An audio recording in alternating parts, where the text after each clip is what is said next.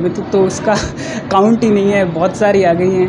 और वैसे मेरे को मैसेज आया था मेरे दोस्त का कि रिज़ल्ट आ गया है, तो उसके बाद मैंने चेक किया, फिर पापा को बताया, मम्मी को बताया, फिर धीरे धीरे बधाइयाँ आना स्टार्ट हो गई हैं और अभी आती जा रही हैं।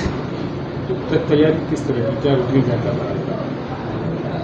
रूटीन तो 8 घंटे ऐसे रेगुलर पढ़ाई रहती थी, उसके बाद आंसर राइटिंग की रेगुलर प्रैक्टिस होती थी 1 घंटे की, 1 डेढ़ घंटे की। और फिर जैसे रेगुलरली 10 घंटे ही होती थी, और जैसे एग्ज़ाम पास में आते तो ये टाइम बढ़ता जाता है प्रिपरेशन का। तो जिस वक्त इंटरव्यू हुआ था उसमें किस तरह के सवाल आप पूछे गए थे? मुझे तो जैसे कि एक क्वेश्चन ये था कि सिचुएशनल बेस्ड कुछ क्वेश्चंस थे, कुछ फैक्चुअल थे और कुछ ओपिनियन बेस्ड क्वेश्चन थे, जिसके ओपिनियन को वो देख के आपकी पर्सनैलिटी जज करते हैं। तो ऐसे ही कुछ क्वेश्चन थे। कुछ सवाल आपको याद हो क्या आंसर पूछा गया था? एक सवाल तो यही था कि अगर आप लॉ मिनिस्टर होते हैं तो एलन मस्क अगर चाहे कि ट्विटर पे कंप्लीट फ्रीडम कर दे और लॉ मिनिस्टर आप हैं तो आपका स्टेप क्या रहेगा उसमें। तो ये एक ओपिनियन बेस्ड क्वेश्चन था, as well as situation based भी क्वेश्चन था। तो ऐसे ही कुछ क्वेश्चन पूछे थे। तो शुरुआती एजुकेशन कहाँ रहा और मोटो क्या था, सही में कहाँ यूपीएससी क्रैक करना, ये कब मन में ठान लिया था? ये 10th के बाद से स्टार्ट किया।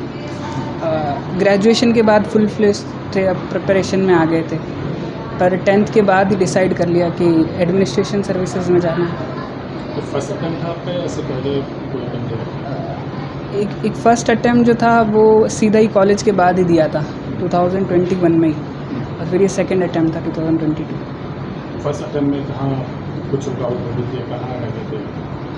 फर्स्ट अटैम्प्ट में मैंने थोड़ी सी सेट में प्रॉब्लम, मतलब इतनी ढंग से प्रिपरेशन नहीं करी थी, और बस सी सेट की वजह से ही रुक गया था मेरा। बाकी GS1 क्लियर हो गया था, मेरा पेपर 1 क्लियर था।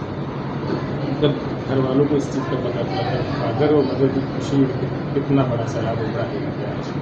तो उनके तो चेहरे पे ऐसी ही दिख रही है मेरे को कुछ मुस्कुराहट ही लगी हुई है, और खुश है काफ़ी, बहुत ज़्यादा ही खुश है।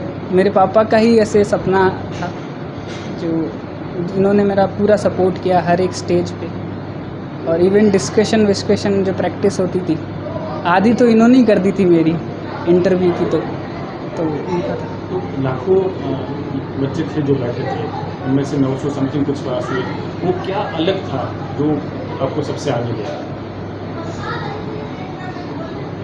जो बेसिकली जैसे मेंस में होता है तो मेंस ही एक चेंज कर देता है सभी, मेंस और इंटरव्यू। तो मेंस में अगर आपकी आंसर लिखने की एक अलग यूनिक स्किल है, ठीक है, और उसमें कुछ अच्छा जैसे इमेजेस का इस्तेमाल करना, जो है पिक्टोग्राफिक पॉइंट वाइज लिखना, तो बॉडी का स्ट्रक्चर हो गया, इन सभी चीज़ें हैं वो अलग कर देती हैं आपको, तो उससे नंबर थोड़े बढ़ जाते हैं। पहला अटेम्प्ट जो था वो आपका बहुत सक्सेसफुली नहीं रहा, लेकिन सेकेंड अटेम्प्ट आपने क्रैक कर दिखाया। कुछ ऐसे यूथ होते हैं जो फर्स्ट अटेम्प्ट में नहीं होने के बाद बिल्कुल फेडअप होकर रह जाते हैं, उनके लिए क्या मैसेज रहेगा आपका? उनके लिए तो यही मैसेज है कि अगर जहाँ पे गलती हो रही है उसको पहले तो जज कीजिए कि कहाँ गलती हुई है, और उस गलती पे काम कीजिए, एक्स्ट्रा वर्क दीजिए। जहाँ पे मतलब फॉर एग्ज़ाम्पल आपका कोई एक सब्जेक्ट में वीक हो आप, तो थोड़ा उसको ज़्यादा टाइम दीजिए, उसके आंसर्स को ज़्यादा अच्छे से प्रैक्टिस कीजिए। तो बस यही है, पर रुके नहीं बस। एक बार की असफलता पूर्ण विराम नहीं होती। तो आपके बारे में अगर पूछा जाए तो आपका वीक पॉइंट क्या है और आपका स्ट्रॉन्ग पॉइंट क्या था एजुकेशन को लेकर, तो वो क्या बताएंगे? जैसे मेरा स्ट्रॉन्ग तो मेरा एनालिसिस था कि आप एनालिसिस करके ज़्यादा आंसर, ज़्यादा पॉइंट निकाल दें, तो इस पे मेरा ज़्यादा काम रहता था। फैक्ट्स मेरे पास थोड़े कम थे क्योंकि मटेरियल मेरे पास थोड़ा कम था, पर यही था कि आप एक लिंक कैसे करते हैं एक टॉपिक को दूसरे टॉपिक से, तो ये थोड़ा मेरा अच्छा था, मैं मानता हूँ इसे। आज की डेट में आप यूथ आइकॉन के रूप में आप आगे आई हैं, तो यूथ के लिए क्या मैसेज देगा? यूथ के लिए यही है कि कंटिन्यूस मेहनत करते रहें, बस रुके नहीं, सफलता मिल ही जाएगी।